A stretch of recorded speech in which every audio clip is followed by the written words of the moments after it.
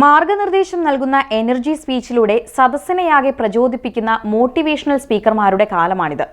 മണിക്കൂറിന് ലക്ഷങ്ങൾ വിലയുള്ള മോട്ടിവേഷണൽ സ്പീക്കർമാരുടെ പ്രോഗ്രാം കവർ ചെയ്യാൻ അവരുടെ തന്നെ സോഷ്യൽ മീഡിയ ടീമും കൂടെയുണ്ടാകും. ഓഫ്ലൈനിലും ഓൺലൈനിലും ഒരേ സമയം ഏറ്റവും തിരക്കും ഫോളോവേഴ്സുമുള്ള മോട്ടിവേഷണൽ സ്പീക്കറായി നിലനിൽക്കുക എന്നത് അവരുടെ മാർക്കറ്റിംഗ് സ്ട്രാറ്റജി കൂടിയാണ്. ആ സ്ട്രാറ്റജി കുറച്ച് കൂടിപ്പോയാലും പ്രശ്നമാണ്. കോഴിക്കോട് വ്യവസായ വ്യാപാര മേഖലയിലുള്ളവരെ പ്രചോദിപ്പിക്കാനെത്തിയ പ്രമുഖ മോട്ടിവേഷണൽ സ്പീക്കർ അനിൽ ബാലചന്ദ്രന് സംഭവിച്ചത് അദ്ദേഹത്തിന്റെ ഓവർ കോൺഫിഡൻസ് ആണ്. താൻ പറയുന്നതെന്തും കേട്ടിരിക്കുന്ന ഓഡിയൻസ് ആണ് ലോകം മുഴുവനും ഉള്ളതെന്ന് കരുതിയ അനിൽ ബാലചന്ദ്രന് കോഴിക്കോട്ടുകാർക്ക് മുന്നിൽ പണി പാളി.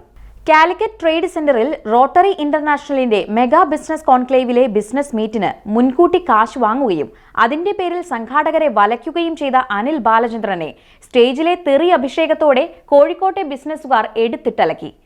തന്റെ തെറിവിളിയും അധിക്ഷേപവും കേൾക്കാനല്ല കാശ് എണ്ണി തന്നത്.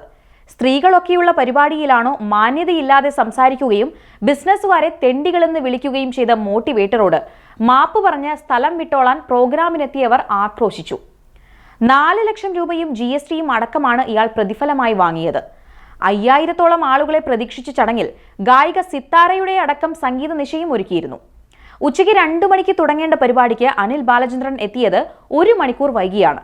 സ്റ്റേജിൽ കയറിയ ഇയാൾ ബിസിനസ്സുകാരെയും സംഘാടകരെയും തന്നെ കാത്തുകെട്ടിക്കിടക്കുന്ന വെറും 7ാം കൂലികളോടെന്ന പോലെയാണ് സംസാരിച്ചത്. മാസങ്ങൾക്ക് മുൻപ് തന്നെ പരിപാടിയുടെ പ്രതിഫലം താൻ വാങ്ങിയിരുന്നുവെന്നും അതുകൊണ്ട് തന്നെ താൻ പറഞ്ഞത് കേൾക്കേണ്ട ഗതികേടായി സംഘാടകർക്കെന്നായിരുന്നു അനിൽ ബാലചന്ദ്രന്റെ ആമുഖ ഭാഷണം.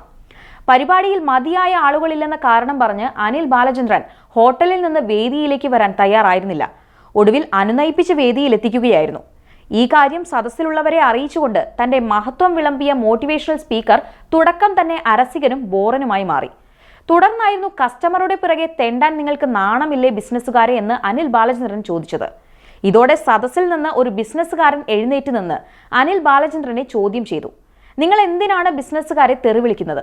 മോട്ടിവേറ്ററുടെ തുടക്കം മുതലുള്ള ഷോ സഹിച്ചിരുന്ന ബിസിനസ്സുകാരെല്ലാം ഒറ്റക്കെട്ടായി പ്രതിഷേധിച്ചതോടെ അനിൽ ബാലചന്ദ്രൻ പ്രതിരോധത്തിലായി.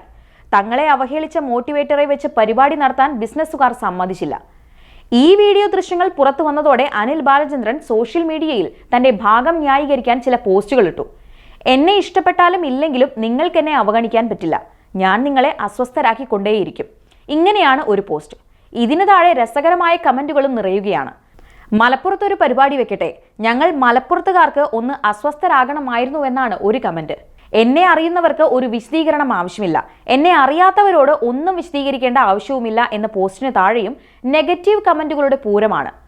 ആരോടും ഒന്നും വിശദീകരിക്കേണ്ടതില്ലെന്ന് പറഞ്ഞ അനിൽ ബാലചന്ദ്രന്റെ പുതിയ പോസ്റ്റിൽ എന്തിനാ എല്ലാവരും പടക്കം പൊട്ടിക്കുന്നേ, ഇന്നെന്താ വിഷുവാ എന്നാണ് ചോദിക്കുന്നത്.